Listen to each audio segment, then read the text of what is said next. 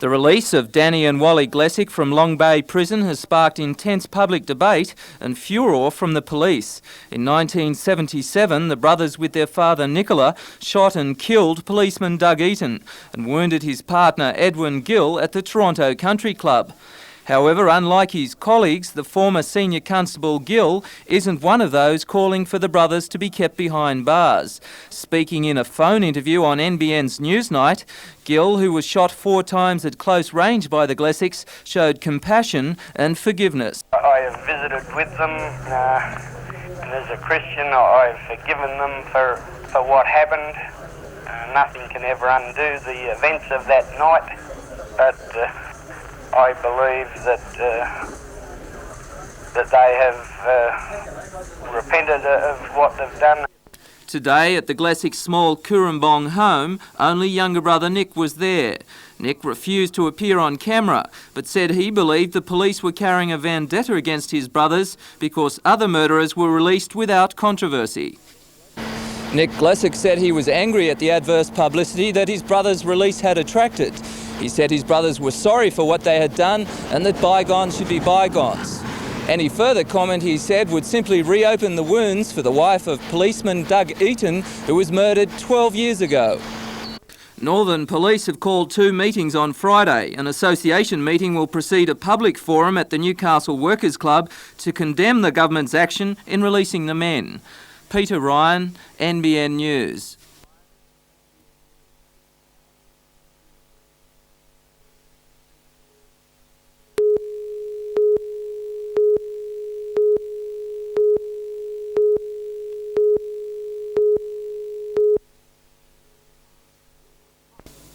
The contract to build the transportable workstations has travelled a long, slow road.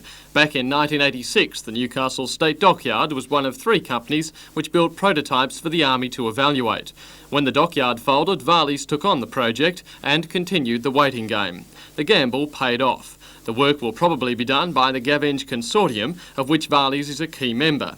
In an ironic twist, the consortium hopes to do the work on the State Dockyard site, where, if it's successful in tendering for some Anzac frigate work, it envisages setting up a defence manufacturing business. This is the beginning of what we think is a growing industry in defence. Sure, it's a relatively small project compared with the frigates, but, you know, small fish are sweet. You have to start somewhere. 165 modules will be built to house equipment from high-tech communications instruments to lathes. The workstations will be constructed of aluminium sandwiching polyurethane, providing a light but very strong structure. It's now up to Valis' design subsidiary, Invatec, to come up with the cheapest unit which meets the Army specifications using its sophisticated computer technology. And this is the interesting stress pattern there. Yeah, it's right under the door. Industrial Relations Minister Peter Morris was on hand today to sign the agreement with Valis. He says the win was in part due to Newcastle's campaign for the Anzac frigates. But it is a continuation of that strength of regional commitment that was developed during the frigate campaign.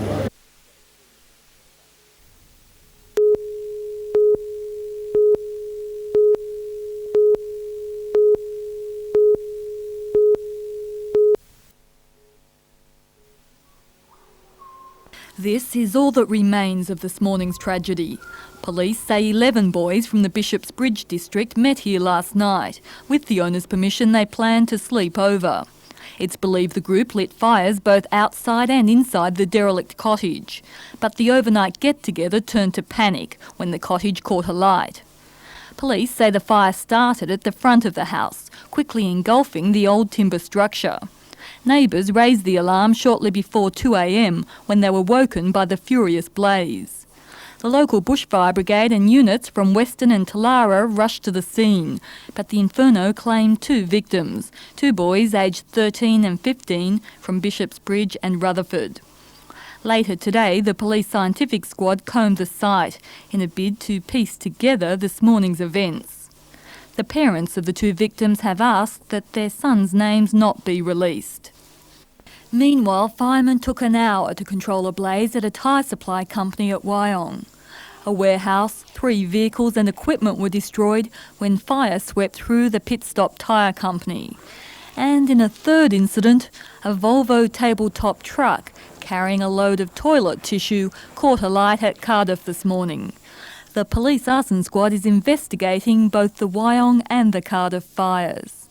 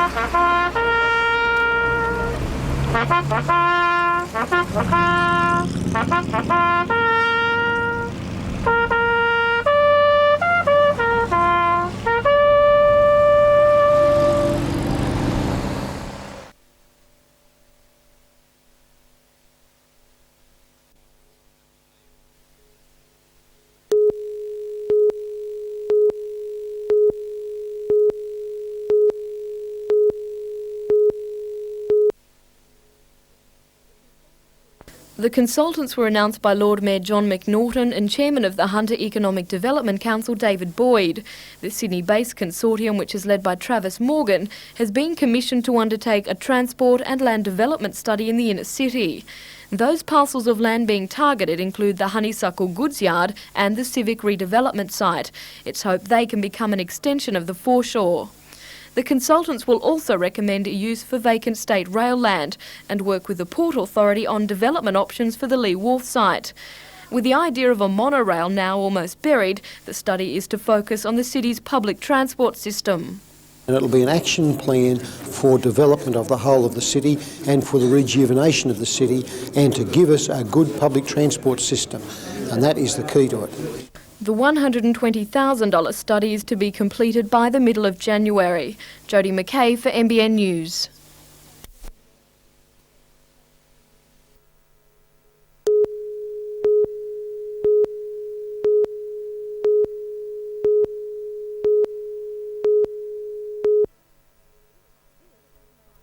This is Main Road 518, the main link between Newcastle and Madawi that has been the subject of complaints, protests and just last week a petition. Last Wednesday, NBN News aired a story about the state of the road, the same day that the 1,348 name petition was presented to State Parliament by Member for Port Stephens Bob Martin. Later that day, we contacted the Office of Transport Minister Baird to see what he intended to do in response to the petition.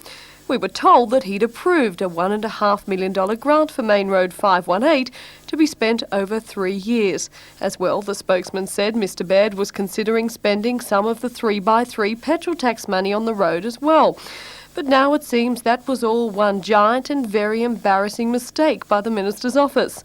Late today, a member of the Baird staff contacted us to reveal that the money was meant for Road 108, that's the Nelson Bay Road, and not 518. The spokesman said it was an easy mistake to make and that from their position all the roads in this area seemed the same. In fact, the Madawi Road has not even begun to be considered for upgrading, and the petition still has to pass through many channels before Mr Baird will be ready to make any decision.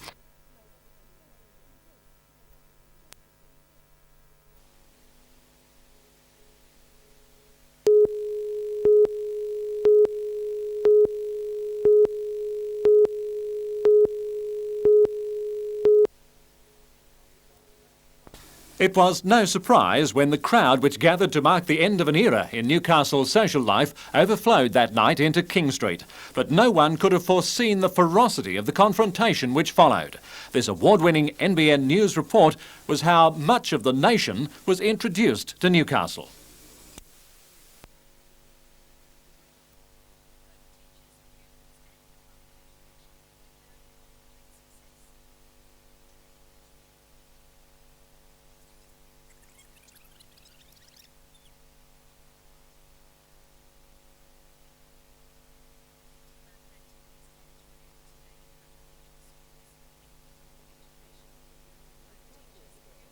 The structure of the building remains substantially the same to this day, but the purposes are far more sedate. The Star Motel retains the fateful name, but the building also houses the Village Inn restaurant. And while thousands of people make their way along King Street every day without ever thinking of those 2 hours of terror on that night 10 years ago, there are some who will never forget. The publican at the time was Don Graham. The police put down 3 trucks down the middle of King Street to get the people off the road. Side by side there was paddy wagons, there was a blue paddy wagon, the white paddy wagon, a car, and pushing people off the road with the trucks, and I think that's the part that agitated the crowd. So it was well before closing time when the trouble actually started? Yes, it was about 9 o'clock when it started, and then it really started then right on 10 o'clock when the pub shut. Police came in, they jumped the bar and dragged the microphone off the stage and unplugged the music, and they put it on, and that sort of changed the whole spirit of the theme, one of a happy theme to a chant of pigs, pigs, pigs, and hatred of pigs, and then the cans started to fly, and out in King Street it started out there, and it just went. Are you sorry about what happened that night? Yes, I'm very sorry what happened that night, but I think it could have been avoided by more understanding on the part of the police.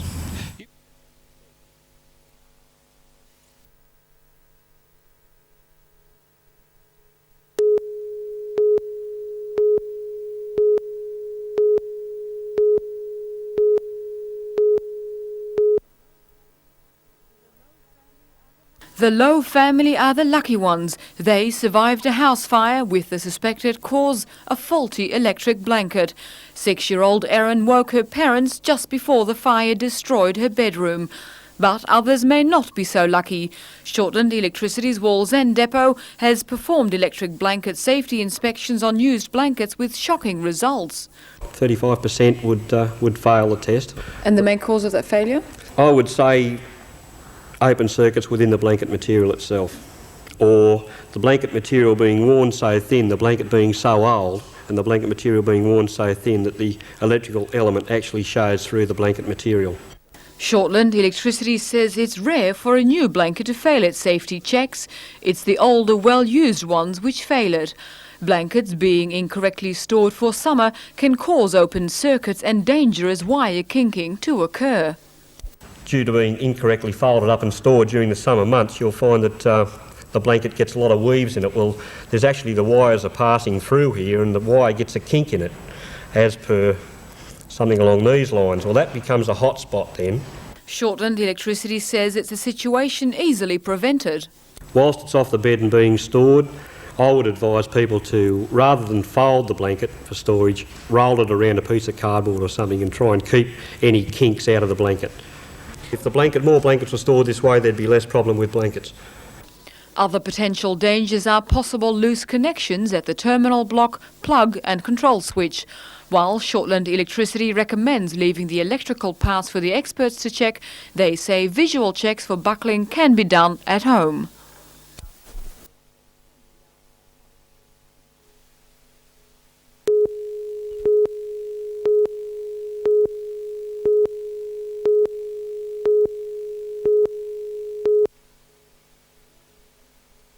Parents and teachers have been lobbying the state government over the past 4 years for permanent buildings.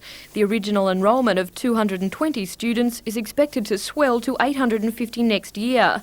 The state government believes that's enough to grant the school permanent status. In this week's state budget, the new school was named as the #1 capital works project for this year, with more than $10 million to be spent replacing the demountable buildings with the latest in educational facilities. While the demountable school has been well looked after by the teachers and students, and it's been quite effective in its own way, the permanent school has a message with it too. It says, you know, this second secondary school in the Cessnock area is here for good. You know, we really mean it now. It's a permanent school. Work is expected to begin in November and will be completed by July 1991. Jodie McKay for NBN News.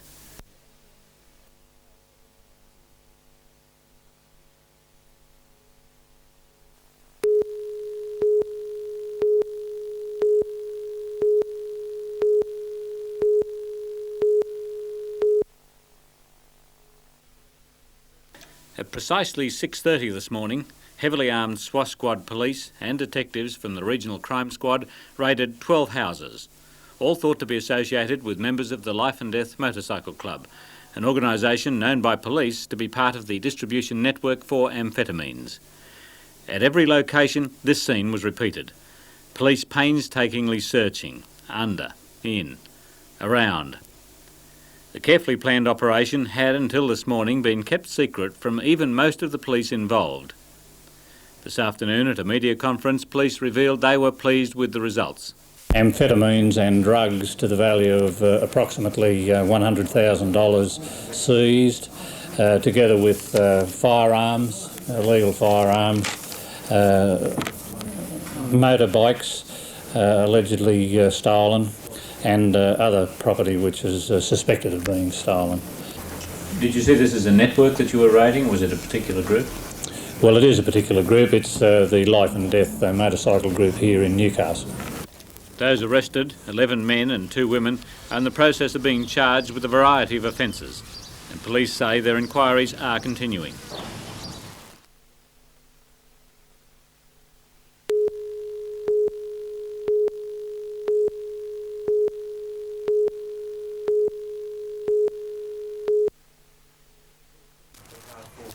Two senior naval officers, Commodore Mitchell and Rear Admiral Hunt, faced up to explain to Newcastle, at least from the Navy's point of view, why the frigate contract went to Melbourne. The unusual debriefing was arranged by the member for Newcastle, Alan Morris. Before meeting media representatives, the Navy men had spoken, in camera, to business community and trade union representatives, but what they had to say contained no real secrets. Price was inevitably the final fundamental parameter. I think the Minister has expressed that we're talking about a 10% difference here in overall price. Had the two been the same price, which vessel would the Navy have preferred? Right, which would the Navy have preferred?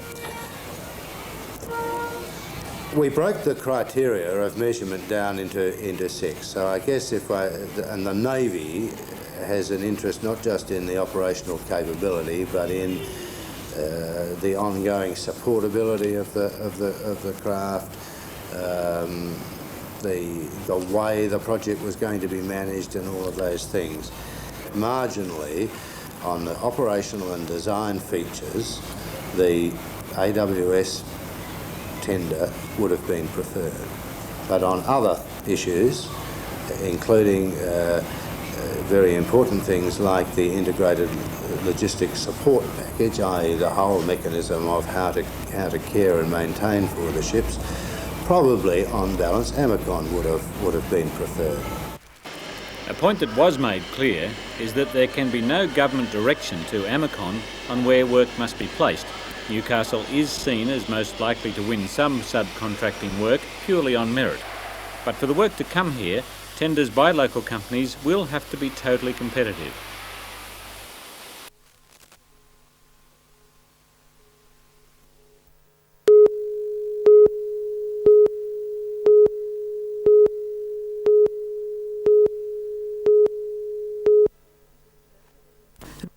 The service is part of a federal and state government initiative to help disabled people stay in their homes rather than being forced into institutions or having to put up with dangerous living conditions. The mini factory has already been operating for 6 months and employs a builder and part-time administrator to carry out home modifications such as hand or grab rails or perform essential home repairs. The service isn't free. Residents will need to pay for building supplies and fittings, but will save substantially on labour costs. Each applicant is assessed individually, but no one is expected to pay more than $9 an hour for work carried out. Of Lake Macquarie's 170,000 residents, 12% of people have some form of disability. On an average, probably about 10 service jobs would be done per week. But there will be a waiting list. We could get 100 or 150 calls a week. We've just got the one builder, so he's just got to do the best he can. We're hoping to get increased funding next year to employ another handy person.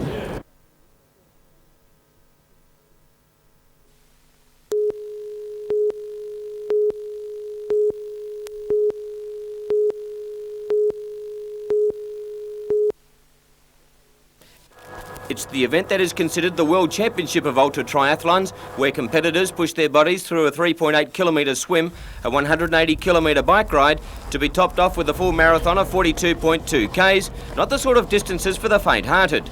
To get to Hawaii, you must qualify, either in the Foster Triathlon or overseas events such as Japan and New Zealand. For the 5 athletes who make up the Peninsula Stationary team, it's the culmination of years of hard work. Brett Borgman of Woy Woy will enter in the 30 to 35 age group, Dennis Litvensky in the 45 to 49 division, Morris Quinn 35 to 39, Graham Lynch in the 25 to 29 age bracket, and Michael Hull has entered in the smaller triathlon to be run in conjunction with the main event. Brett has an advantage on the others as he knows what to expect. It's a race that they certainly have to go in prepared for. I mean, as you say, it is my 3rd attempt here. People say you're mad to do it. It's one of these races that has an attraction for, I don't know, some sort of stamina. You have to train very hard, and all these guys, from what I've observed over the past few months, have certainly put in the work, so they've going to have a good run over there. It depends on the weather. I mean, it's some people have described it as a quadrathon, swim, bike, run, and then the elements, the wind, the heat. It's very hot. For Morris Quinn, it will be a personal achievement to finish in a good position, but he's also looking forward to the international flavour of the event. I would expect that there's quite a big American contingent over there, as well as people from all over the world. You know, England, New Zealand, a fairly big contingent from Australia. I think that's about 50 plus. So yes, looking forward to it. A gentle Saturday morning ride from Woy Woy to Freeman's Waterhole and back is probably not everyone's cup of tea, but for this dedicated band of athletes, it's just part of the price you pay for wanting to obtain some personal goals.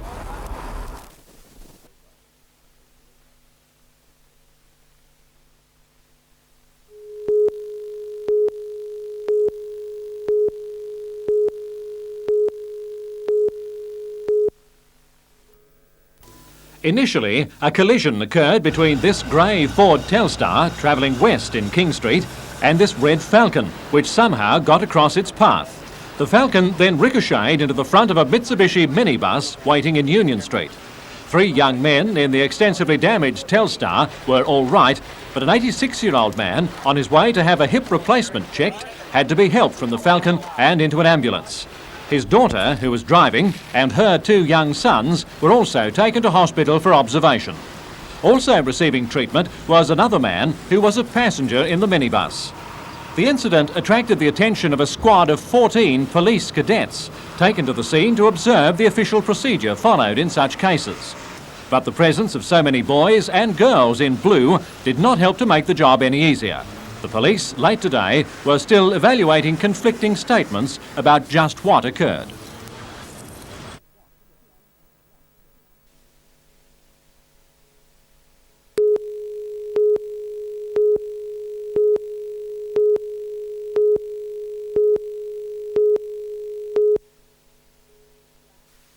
Black, sleek, imported and expensive. I know that's what you're thinking. Well, think again, because believe it or not, this dream car once looked just like this. Despite its amazing resemblance, this snazzy buggy is not a Ferrari. In fact, it's just a plain old Celica with a facelift. It's all the work of Concept Cars, a creative Cardiff company owned by husband and wife team Tony and Judy Smith. Their job is taking ordinary cars and making them look out of the ordinary, thanks to a whole selection of exotic kits. Can any car be made into another car? Now that's pretty hard. Yes, I think you could do something with just about any car, even a Volkswagen. Tony and Judy have been building the kit cars about a year. In that time, they've turned out 8, the most popular being the 2 Porsche varieties, the Carrera and the Parago, both adapted unbelievably from Volkswagens. Though according to Tony, there's a dream car out there for just about everyone's taste. You can have an ordinary Volkswagen engine there and just have ordinary Volkswagen performance, or you can put just about any engine you want in the back, as long as you comply with the RTA's regulations. Although the finished product rarely looks anything like the original, Tony says most of the car's bodywork remains. Only the boot and bonnet lids and bumpers must go. The wheels and motor are optional. It takes about a month to turn a Celica like this into a Ferrari, and of course the bottom line, about $18,000. Cheap when you consider the real thing is usually about 10 times that price, and according to Tony, no different in the eyes of most admiring onlookers. Once they're on the road, do they fool a lot of people? Yes, indeed, they do.